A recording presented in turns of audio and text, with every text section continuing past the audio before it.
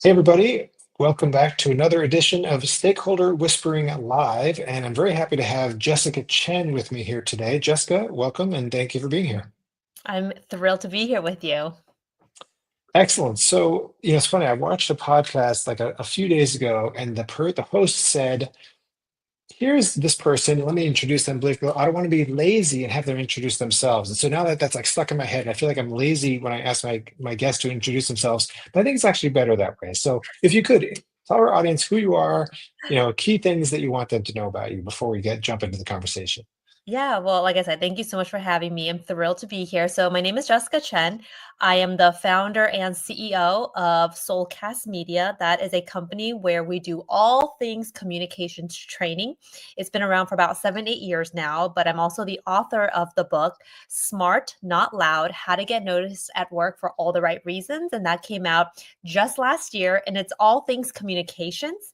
But the interesting and unique angle about this book is how do you find your voice in a fast paced working corporate culture if being loud and aggressive is not necessarily your style? So it's a communications book. It's very tactical, but yeah, it came out just last year.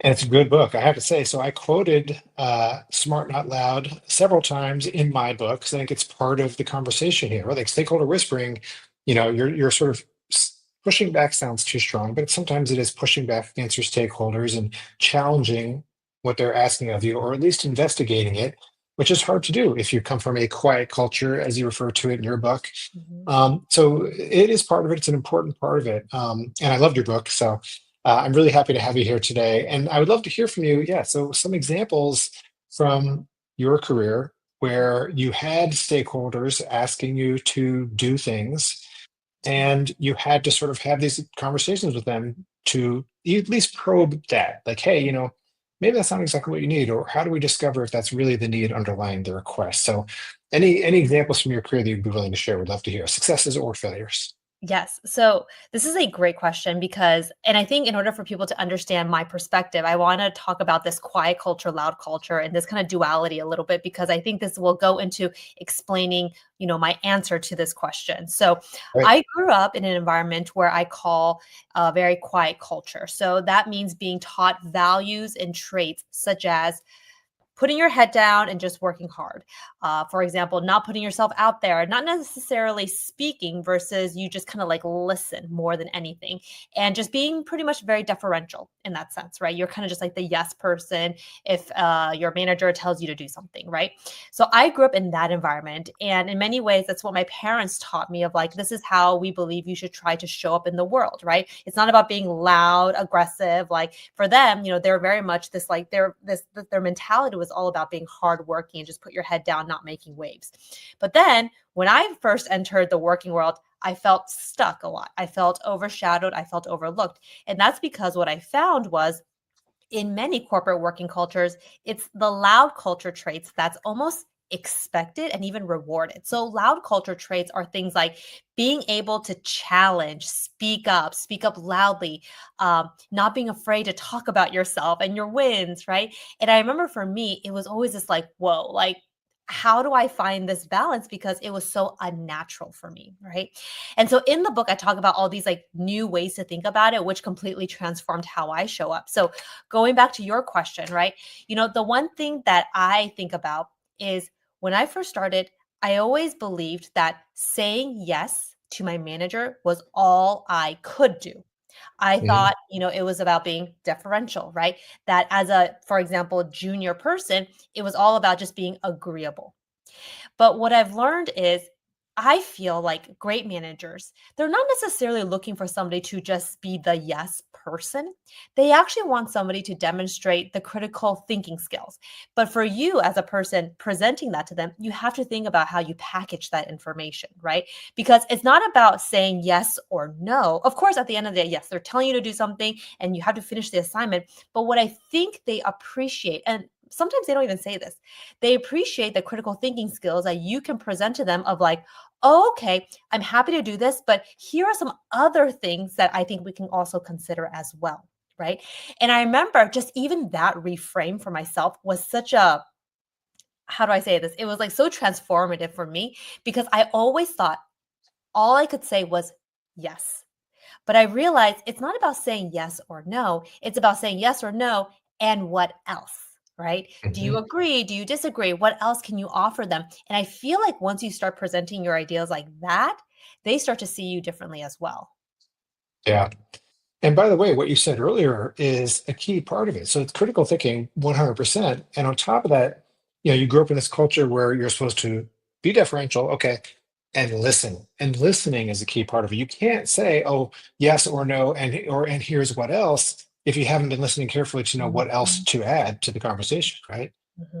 Exactly. And like, when I talk about this quiet culture, loud culture, it's not that one is better than the other. It's not like, oh, speaking versus listening is one is better than the other. I think they're both skills. And I think you both have to know how to utilize both.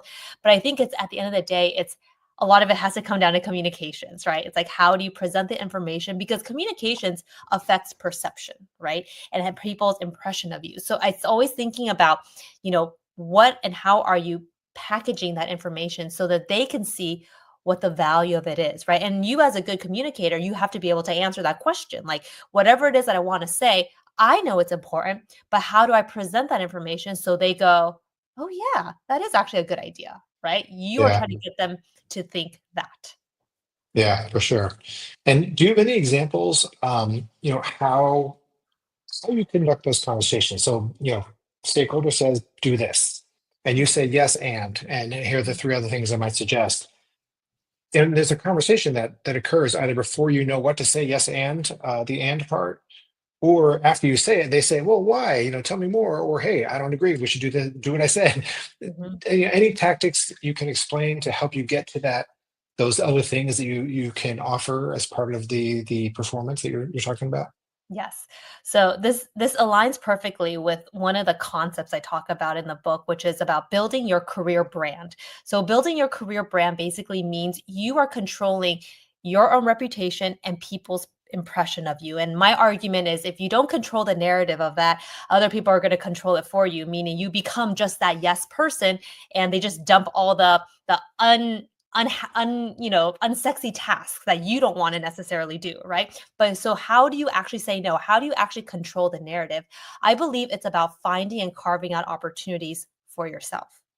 Finding and creating opportunities for yourself. Now, this doesn't mean that you just go off on your own. Of course, you have to get your manager's approval and blessing and all that kind of stuff, but how, right? So, here's a story that I'll share that I basically took what I teach and I used it myself. So, prior to starting my own company, I was a journalist. So, I was working at ABC, NBC, like I was on television for about 10 years. Now, when I was hired to be a journalist, I was hired as a general assignment reporter. That's basically you cover everything and anything that comes into the newsroom that day. But deep down inside, And for in that me, culture, you are told just go and do this, right? exactly. No, truly. You whatever comes in, you go, right? There's no like debating or arguing necessarily, right? So here's the thing. That was my job, right? Whatever came in, I just got it. I had to do. That was what I was hired for. But then I started thinking about, well, is this what I want to be known for? Do I want to be known as just the general assignment reporter? Deep down inside, the answer was no. I actually wanted to do more business news. Like I've always been interested in business and covering business stories. So what did I do? I asked my manager. So I said, hey, I would love to start covering more business stories in our community because there's not a lot of coverage in this area. And what did my manager say? He said, no. He said, no, because you got to get all your other stuff done first, which is fair. That's what I was hired to do. Right. So what did I do? I still did the work. Right. But what I did was every single meeting that we had morning meetings every morning. I was always very consistent and persistent about presenting and pitching at least one business story idea in that meeting. Sometimes he would say yes, sometimes he would say no. But what ended up happening was because of that consistency, of course, I started to get a little bit more opportunities to do business stories here and there. That before long, I started having this Rolodex of like business stories and evidence of all the value I've been able to bring in this like niche, so to speak, right? So that now when I'm asking for what I want, I now have this like all this evidence and things that I could present to him of like I think we should actually double down on this. And I started making like a strong case for it. So the point of a story is, whatever it is that you want, right? Then I think that's what it comes down to, right? We all have things that we have to do. We all have things that we were hired to do. And I'm not saying don't do that. You got to do that. But if there's something else that interests you, something else that you think, oh my gosh, if we actually did this initiative, pitch this project, it could really make a difference. It's not about stopping. It's about, yes, consistency and being persistent, but also finding ways to start to build up that evidence of why it is a good idea. Yeah, I think that's fair. There's a chapter in my book on influence. How do you actually, especially influence without authority? Yeah, you're the junior person. How do you Mhm. convince people? And what you just described is perfect. I mean, show that you can. It's part of it, right? And engaging in the conversation. And of course, there are specific strategies of how you do that. One of them is expertise, proving expertise or quoting expertise if you have to. And so, yeah, showing that you've developed that expertise, you've done the work of being a business reporter in your case, starts to Mhm. prove the point, even if you start off small. Exactly. And one of the other things that, and this is more from a communications point of view. So, one of the things I always talk about is like when you are suggesting something to your manager, right? And let's say it's like a novel idea. I think it's important not to just present that novel idea, but what's really important is for you to connect the dots of how this is going to be an important value add. For example, you're pitching this idea because you know it's going to help A, B, and C. But when you communicate that, make sure you talk about all the gaps that are currently happening right now, because when you can communicate that, they can then see the progression and the value much more clearly. Because a lot of times when we're so excited about something, we're like, we got to do this, we got to do this, it's going to be like all this amazing stuff. But then unless you communicate where the gaps are, right, where the inefficiencies are, then they won't necessarily see it. They might understand it conceptually, but I think for you as a strategic and smart communicator, you have to communicate the whole picture. So I think that's really important too. Yeah, that's great. Uh, Leaning into that part is sort of it's a good segue into failures, right? So sometimes it doesn't work out. Sometimes you can't get your manager to sort of see the light or to Mhm. understand maybe the underlying need is actually different from their request, etc. Are you willing to share? Do you have any good anecdotes where it didn't quite work out quite so well, and any lessons learned on that front? Oh, yeah. So there's a story that I share in the book of how I raised my hand to do this one project, right? And my manager and I was super excited about it. And I remember my manager say, "Okay, no problem. You will be able to one you will be able to do that project." When the project rolled around, it ended up being handed off to somebody else. And it was a huge learning lesson for me because when I talked to my manager about that situation, asking him like what happened, like, oh, I thought I was gonna do it. Why is this other person doing? My manager, and this was at a time my manager was a good manager, by the way. I really enjoyed working with him. But what I ended up realizing was this other person got the opportunity because that person was basically just top of mind. Like that's what it was.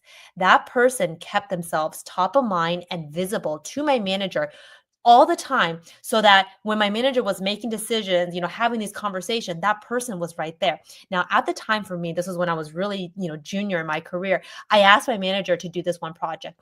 And I only asked one time. And then I assumed, like, okay, it's done. Like, I get to do it, right? Like, I'm done. I already made my ask. But what I realized is, especially in the corporate world, you're busy, I'm busy, your manager's busy, like, everybody's busy, right? Sometimes, when it comes down to putting pen to paper of like, who's going to be doing what project, right? That's often happening when your manager's sitting at his or her desk and just making that decision. And they're just basing it off of like a lot of times, what conversation did I have recently? Who was most recently kind of like in my orbit, right? And if you feel like you just asked one time and you feel like that's enough, I will say it is absolutely not enough. And what I learned in that scenario is being top of mind and being visible is incredibly, incredibly important. And here's the thing. Let's say you don't get to do that project that you want to do, or you get told no, right? To me, and I've dealt with so much rejection as a journalist. I think you might be able to relate to this too. When you're going out and you're like asking for things, people always like, no, no, no, we're not going to do that, right? But I think, and this is what I always tell people, if it's something that you care about, do not shy away from following up. But it's not about saying, Oh, following up, right? It's about, hey, I want to follow up with this one request I have, but since this last conversation, I've been able to look into it a little bit more deeply, and here's what I found, right? So it's how do you drive the conversation forward is also a smart way of keeping yourself top of mind and following up. I mean, it's being smart, not loud. I mean, that kind of sums it well. That's Jessica's book, right? Yeah. So that's great. That's actually perfect. I was going to ask you for any final words of advice or wisdom or like a pithy statement, but I mean that's almost it. Smart, not to put words in your mouth, but you tell me. Is that how you would sum it up? No, truly it is because, I work with so many people who are incredibly smart, hardworking, brilliant, right?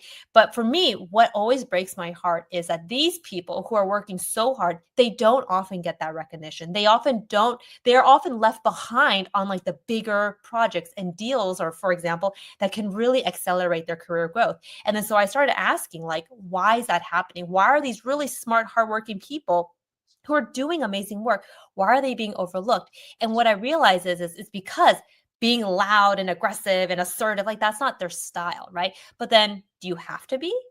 So this whole book is answering that question. It's like, no, you actually don't have to be. It's about how do you be smart in how you show up and how you communicate at work. So I think that's kind of like the last statement that I would leave people. How do you be smart, not necessarily loud, if that's not your style? Yeah, that's perfect. Jessica, I want to thank you very much for being here and sharing your wisdom and experience with my audience. Thank you so much for having me. Take care. Thank you. And for everybody else, we'll be back next week. And yeah, bear this in mind. I mean, that's a key part of stakeholder whispering. It's a key part of just career advancement in general, being smart, not loud, knowing how and when to speak up for yourself and how to engage with your stakeholders in a way that they'll actually listen to you, which, that's the key. That's what it's all about. All right. See you, everybody.